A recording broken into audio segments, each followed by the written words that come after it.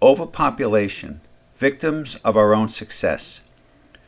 Demographers have estimated that the number of humans on Earth in the year 1700 was about 650 million. In 1900, Earth's population was 1,600,000,000. In October 2021, the human population was about 7,900,000,000.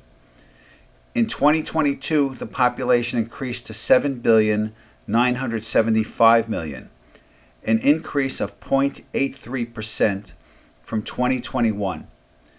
In October 2023, the world's human population stood at 8 billion, an increase of 0.88% from 2022. Conservative estimates add another 2 billion by the year 2050, and at this century's end, the Earth may hold about 12 billion living people.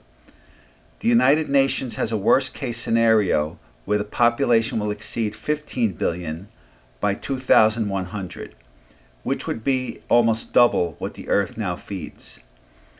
As recently as 15,000 years ago, however, the population dynamics were altogether different. At the height of the last ice age, there may have been fewer than 1 million inhabitants worldwide. Vast regions of Europe were under a thick ice sheet, as was Northern America. Asia was largely frozen deserts, and it was during that time that nomadic Eurasian peoples were migrating into the Americas. Australia contained sparse clutches of archaic humans, while Africa was largely empty space, save for scattered indigenous tribes. Human migrations were widespread and not only confined to the Bering Land Bridge.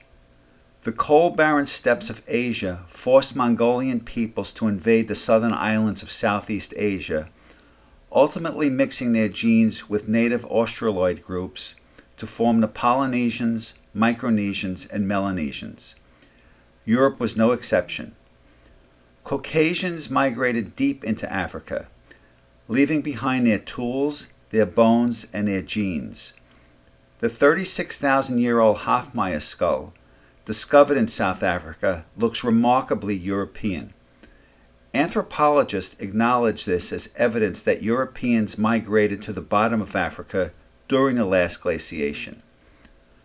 One vocal anthropologist, though, claims that this European-type skull instead shows that sub-Saharan Africans and Europeans looked alike 36,000 years ago, then stopped looking alike.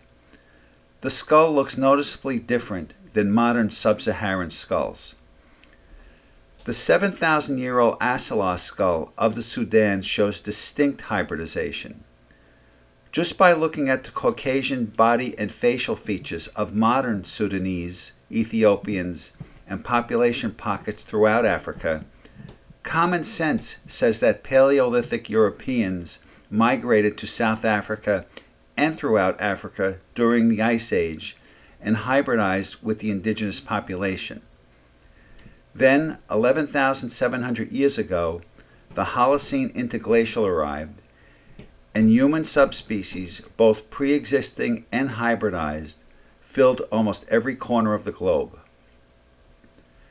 Human population growth is invariably the result of warmer weather, abundant food sources, and ample room to spread out, and we are no different than any other organism on Earth.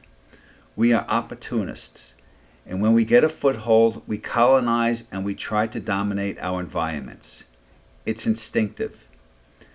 Africa's masses are poised to quadruple by the end of the century, yet it's doubtful whether anything relevant will be done aside from improving infant mortality rates. It's more likely that Africa's population will exceed 5 billion by century's close. Concerned scientists and lay people alike talk about a human-induced sixth extinction that's eliminating species worldwide at an appalling rate. Alarming as it may be, it makes sense.